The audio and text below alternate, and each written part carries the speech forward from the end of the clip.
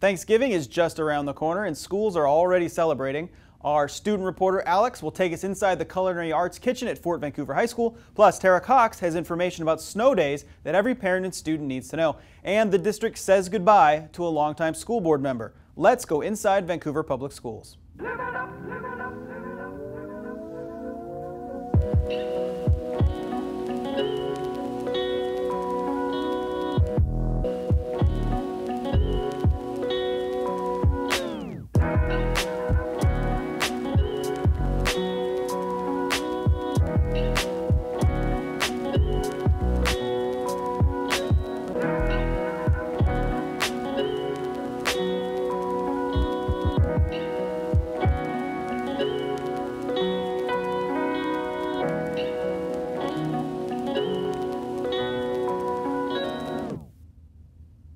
Hey everybody, welcome to the show. I'm Nick Voll.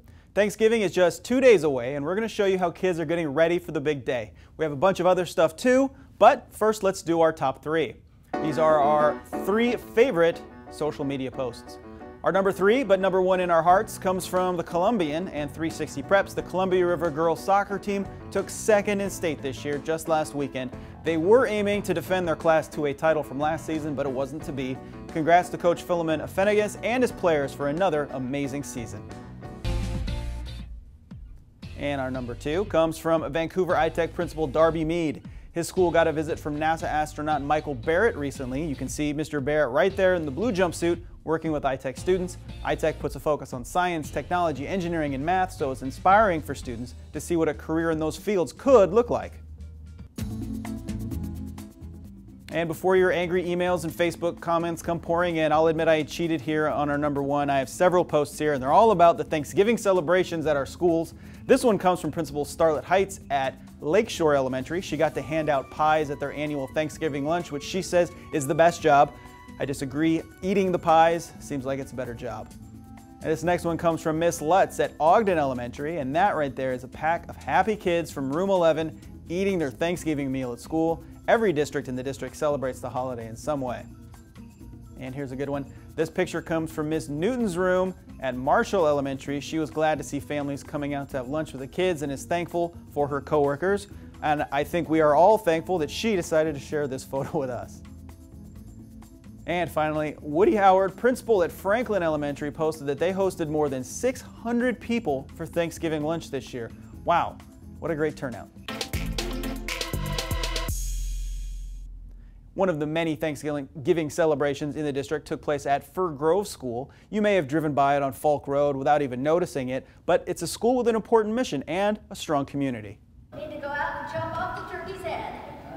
Students at Fir Grove School perform a silly play for parents and teachers at the school's Thanksgiving celebration. The performance capped off an event that recognized students' successes and brought families together for a meal. What was your favorite part of the lunch? The gravy and mashed potatoes. Vernon is a student at Fir Grove who has some big goals. I want to become a police officer. And if I can't become that, I want to work at Intel. But Vernon, like every student at Fir Grove, has challenges that many other students don't. When you look at them from the outside, they look just like any other student in the Vancouver Public Schools. They're just working on some additional factors that they're working on in their learning. That's why Vernon is here.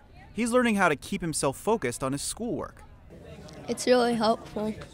Like, I learned lots of new methods to calm down to and whatnot. Have you seen improvements in his learning? Oh yeah. This has been one of the first times he's been able to be in school all day through a full year. So it's been a lot. Everything he's been through. This has been one of the first places that's just stuck with him, and he really is having a good experience this year. Fir Grove teaches kids with learning, behavioral, and emotional challenges how to manage themselves. There's no one-size-fits-all approach here. We do everything individualized. All of our students are on individualized education plans. The school, which is K through 12, has a small teacher-to-student ratio with 2 paraeducators in each class to help out. The staff here care a lot about everyone, and they try their best to fit with everybody's individual needs. They also work closely with parents. It really personifies the adage that it takes a village, and we have a wonderful village here. Most students at Fir Grove are only here for a year or so. or as long as it takes to build their self-regulation skills. We've got 4 students that are in the next 3 weeks going to be transitioning back to their neighborhood schools, which is fantastic. It seems appropriate then on this Thanksgiving to be thankful for the opportunities that lay ahead of these students. This school is just amazing. I don't know if I can actually say that enough. It's just amazing. As I mentioned, the Fir Grove building has K through 12 students. The high schoolers are in the Vista program, and you can learn more about the school on the district website. Over at Fort Vancouver High School, culinary arts students combined Thanksgiving and their schoolwork. They ate a huge feast that they made themselves. Student reporter Alex Tihoho joins us now from Fort with more. Alex? Thanks, Nick. I'm here at Fort Vancouver High School in the culinary arts program, where students have spent almost a week preparing food for Thanksgiving. Starting last week, students met to plan the menu for today's celebration. It includes a bunch of traditional favorites with some twists. Then began the prep work. Students sliced and diced ingredients, put together dishes, and got everything ready for the big meal. Teacher Day Finney smoked a turkey for 10 hours over the weekend, and it smells delicious. I'm joined now by Mr. Finney and a couple of his students. Guys, how'd you guys come up with this meal? So we've been planning on this for quite a while. We actually did quite a bit of research, and then we worked together as a class to come up with the menu. We did all the prep ahead of time, and then today we're actually eating it. It's just like a group effort pretty much. Oh, I'd love to have some of that food. So what'd you learn from this project?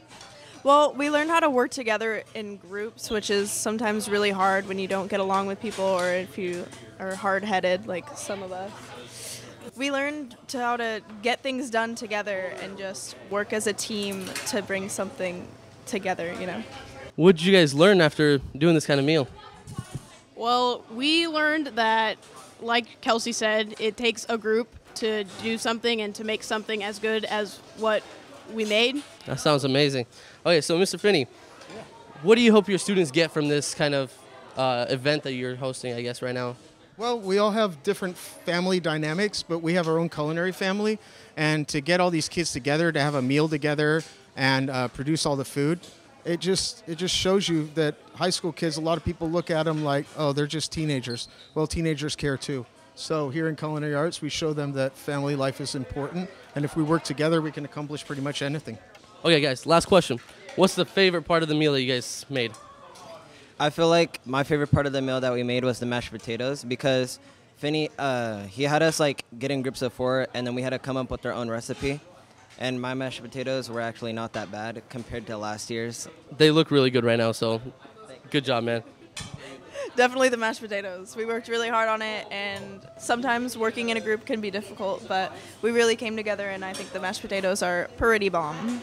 Yeah, I'd have to say the mashed potatoes, but not only because they're good, because Finney didn't help us at all. He got us into the groups, and we worked together in the group to create these mashed potatoes. All right.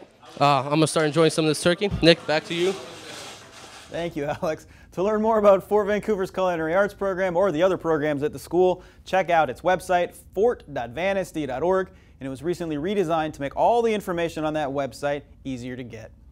Well, the school district has changed quite a bit over the past 8 years, and one person helping drive that change was school board member Kathy Gillespie.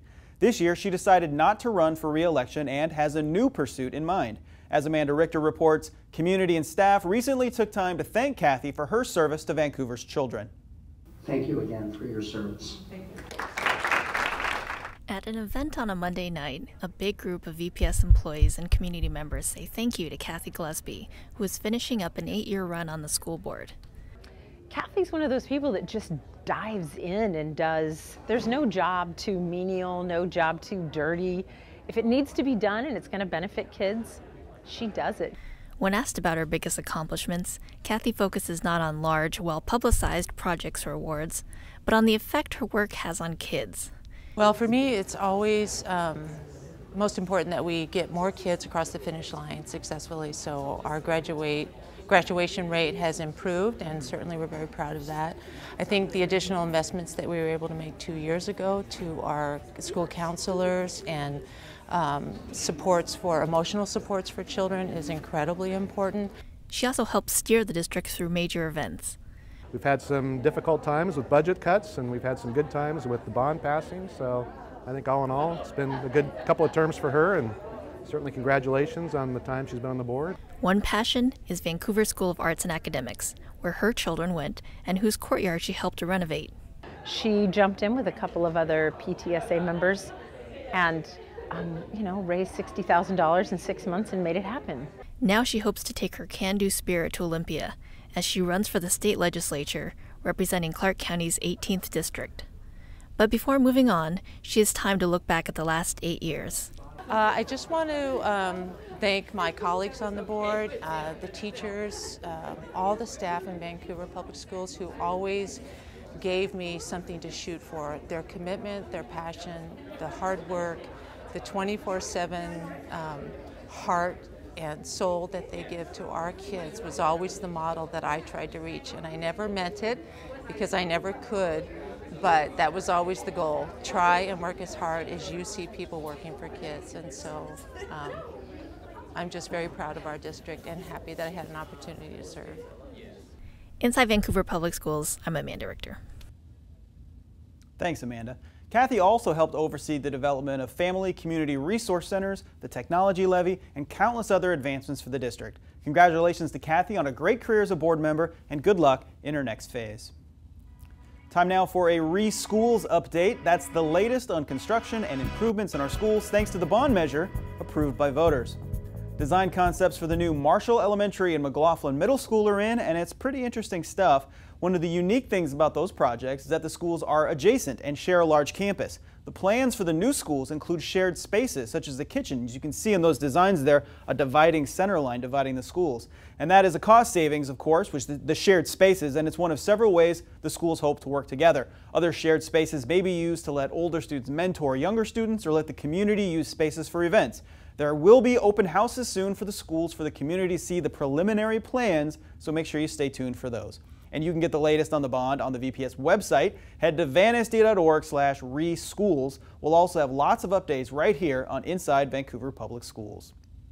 If you haven't noticed, it's getting colder out there, and with colder weather comes the chance of snow days. And as we learned last year, that can really throw a wrench into things. Joining us now with more is Tara Cox from the district's communications team. Tara? Thanks, Nick. Last year, we lost several school days to snowy winter weather, and while that hopefully won't happen again, it's important to be prepared. The school district has lots of ways for you to find out if school is delayed or canceled. First, it's important to note that the district decides on closures or delays as early in the morning as possible, by 5 a.m. if feasible. If a late start is called the day before, we'll try to let parents know if it turns into a cancellation by 7 a.m. If school is canceled or dismissed early due to the weather, all evening activities are canceled that day too. Here's how to find out. You can check the district website, vansd.org. You can subscribe to Flash Alert, a free service that sends out notices. You can get the VPS mobile app.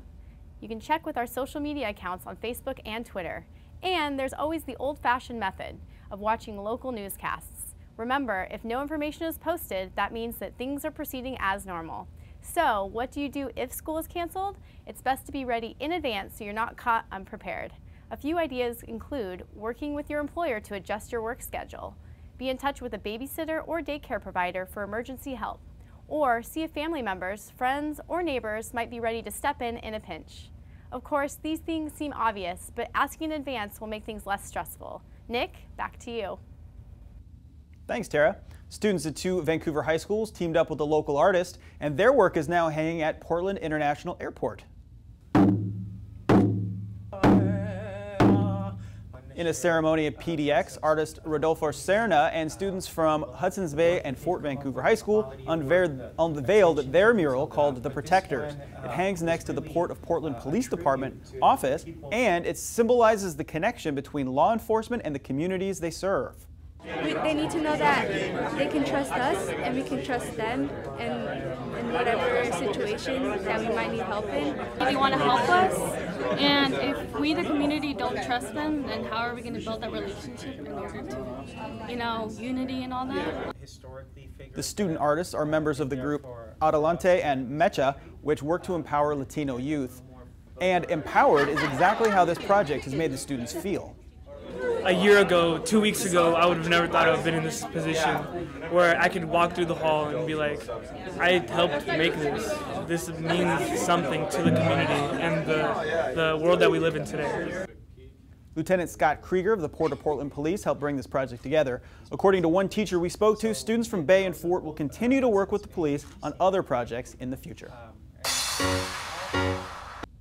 All right, let's take a look at the big picture. This is our favorite image from social media. This time it's the city of Vancouver on Instagram. They posted this image of Officers Row down at Fort Vancouver.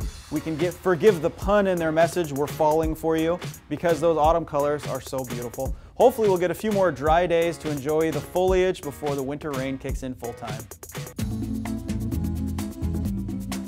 And let's take a look at what's happening across Vancouver Public Schools, and we'll skip on to next week. It is the first broadcast of the winter season for VPS Game Time, the district's sports broadcasting program. Columbia River's girls basketball team hosts Le Center at 7 p.m. on Tuesday, November 28th. The game can be seen live on Comcast Channel 328, plus the district's YouTube and Facebook pages. There are 10 games on the winter schedule, including boys and girls basketball from every school in the district, so check out the schedule on the district's website or follow VPS Game Time on Twitter.